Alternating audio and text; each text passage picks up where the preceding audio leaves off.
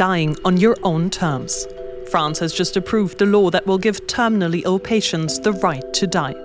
For Martine's husband Philippe, this change comes too late. After years of illness, she arranged for him to be euthanized in Belgium. When I was certain that it would work, I told my husband. He was incredibly relieved.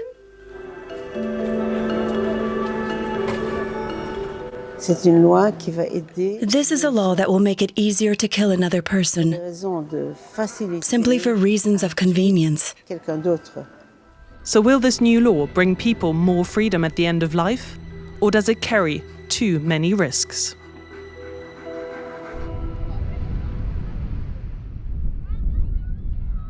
We are in Brittany, France, in the small town of Lannion. Martine still lives in the house she and Philippe bought for their retirement. Today, she lives here alone, surrounded by pictures that remind her of the man she was with for more than 50 years. In March, Philippe ended his life. What it does to me to look at this picture, it breaks my heart. Because this is the man I have always loved and how I remember him, exactly like this. Him with his dogs, going on walks in the forest. It touches me deeply, and I will never forget.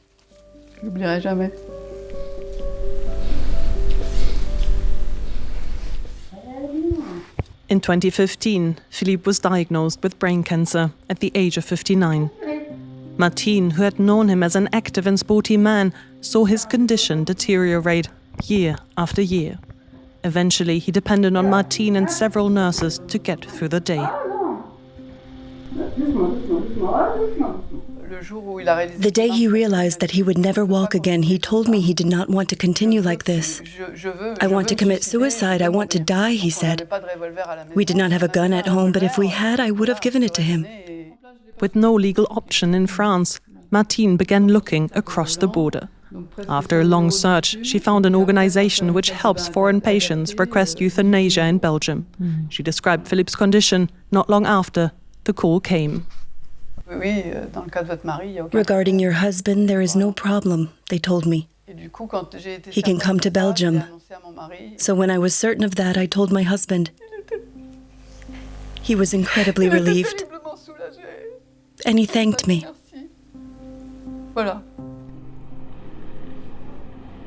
What has come too late for Philippe may now become possible for others in France. Here in Paris, after months of political battle, the National Assembly has passed a law on what is called aid in dying. But lawmakers made sure access is tightly restricted. Only French adults with an incurable illness at an advanced or terminal stage are covered by the law. They must suffer unbearable pain and be able to express a free and informed wish to die. In most cases, patients would take the lethal substance themselves. A doctor can administer it if the patient is too weak to do so. In France, opinion polls suggest broad public support for assisted dying. Many people see the new law as a matter of dignity and choice. I'm in favor because we have experienced this in our family. Someone was terminally ill and suffered greatly. Everyone should be able to decide when they want to die. Of course, there need to be safeguards and strict conditions. It cannot be done carelessly. Others are against the law for religious reasons. Life is a gift. We should not take it away. That's why for me euthanasia is something very serious. It may start quietly, but I see it as the beginning of a path towards killing. For opponents like Lily Guéguenot and Nicolas Dobrich, the debate goes beyond individual freedom. They say it is about the way society treats people who are ill, old or disabled, and whether some lives are seen as worth less. It is this idea that becoming disabled means decline, and that suicide somehow becomes the logical solution. As a disabled person, I've had strangers in the street tell me that I should kill myself. That is not just an isolated insult. It reflects a deeply rooted system of oppression. They say France should above all make sure that people have the palliative care they need. Before fighting for a right to euthanasia, we should first fight to make sure every patient has access to care and to every form of support that can help them cope with the shock of illness. They are also worried about the wording of the law. They argue it applies not only to people who are terminally ill, but also to those at an advanced stage of illness. The term advanced stage could even include people who are not yet facing death. Professor François Damas works at the Citadel Hospital in Liège, Belgium. He has helped hundreds of patients access euthanasia, including people from France. Martine's husband, Philippe, was one of them. The law is a step in the right direction. It gives patients more freedom to choose how they die when they are facing a serious illness that has become incurable. That, for me, is the biggest progress. We are talking about the end of life. We are talking about death. These laws have made that conversation possible. He hopes that now French patients won't have to cross the border to Belgium. And he rejects the idea that legalizing assisted dying will automatically lead to abuse.